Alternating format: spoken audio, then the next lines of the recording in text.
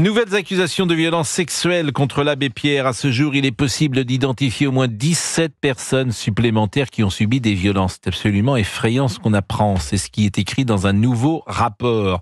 On parle de contacts non sollicités sur les seins, de baisers forcés, mais également de contacts sexuels répétés sur une personne vulnérable, d'actes répétés de pénétration sexuelle ou encore de contacts sexuels sur une enfant. Les faits dénoncés remontent à une période des années 50 aux années 2000, la plupart du temps en France, mais également aux États-Unis, au Maroc ou encore en Suisse. Les personnes qui ont témoigné sont ou ont été bénévoles d'Emmaüs. L'abbé Pierre est décédé, vous le savez, en 2007. Alors, l'abbé Pierre, c'est une icône française. C'est un mythe français. Roland Barthes en parlait dans Mythologie. Et je crois qu'il y a eu 2 biopics, l'un avec Lambert Wilson et l'autre avec Benjamin Lavergne, je crois, l'année dernière, qui avait été plutôt un succès. Donc nous sommes avec Marie-Agnès. Bonjour Marie-Agnès.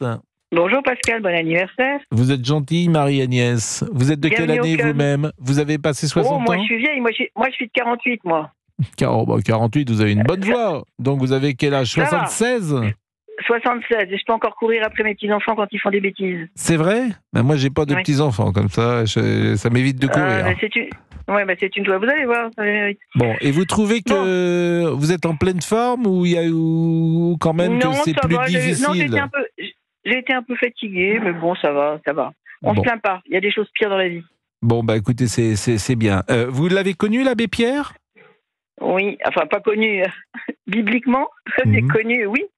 Et moi, je n'avais pas de alors, je vais vous dire, je suis catholique pratiquant, d'accord? Élevé dans la vie catholique. Mon père était très méfiant vis-à-vis du... Voilà, mon père, paix à son âme. Et moi, j'ai toujours été, si vous voulez, ça se disait en... Je sais pas, quand vous allez chez Emmaüs, est-ce que vous remarquez que c'est surtout des hommes qui servent? Bah, je vais peu chez Emmaüs pour tout vous dire, mais moi j'y vais parce que je chine et que quelquefois il y a des choses, quelquefois il y a des choses bien et vous avez des trucs comme ça. Mais si vous voulez, ça se disait sous le couvert.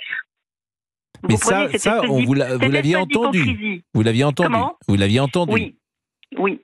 Mais là, l'accusation que vous portez, je me permets de la nuancer. Vous dites qu'il n'y a que des hommes chez Emmaüs, ou qui servent, comme vous dites. C'est pas parce qu'il n'y a que des hommes, tous les hommes, faisons attention à ne pas généraliser, évidemment, tous les hommes ne sont pas des prédateurs, des violeurs, ou que sais-je. Non, c'est pas... Alors, vous me comprenez pas, c'est pas dans ce sens.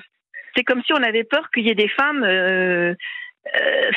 qu'il y ait des problèmes avec les femmes, si vous voulez. Vous comprenez? Ah d'accord, je ne l'avais pas interprété comme ça. C'est dans ce sens-là que je le disais. C'est dans ce sens-là. Moi, si vous trouvez que c'est une bonne chose, par exemple, que la fondation change de nom? Oui, parfaitement.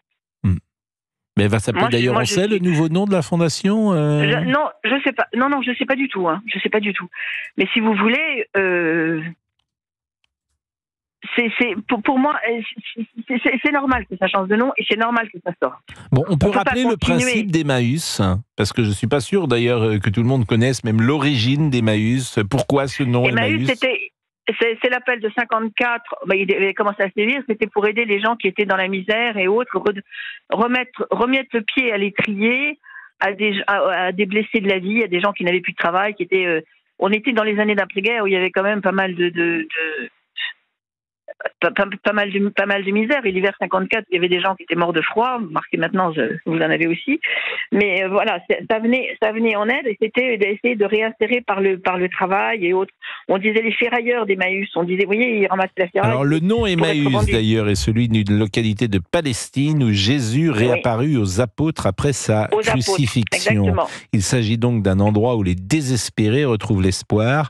Laïque, le mouvement Emmaüs est né en novembre 49 par la rencontre de l'abbé Pierre et de Georges, le premier compagnon.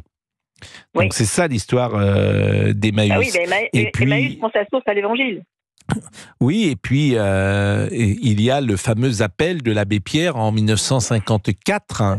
En 54, en février 54. Voilà, parce que c'est un hiver particulièrement glacial, très et des gens mouraient dans la rue, et c'était une radio, d'ailleurs c'était Radio Luxembourg, qui était à l'origine de cet appel célèbre de l'abbé Pierre.